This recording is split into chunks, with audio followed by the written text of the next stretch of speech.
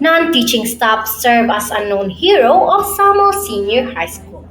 How do the administrative assistant running the Samuel Senior High School smoothly? Samuel Senior High School students may know the teacher and the principal, but there is one person silently making sure every part of the school running smoothly. From organizing the school records to assisting faculty and handling it every day. Her crucial work may be overlooked, but it is the reason why the school running smoothly. During a recent interview of Rosalind Santillan, the administrative assistant of Samuel Sr., she shared her perception into her daily responsibilities and the challenges she may faces. The budget, she explained. My struggles is how to budget. Samot na magsabay ang mga bayro nun. Nadyo part na sa event, dili maghahinan sa budget.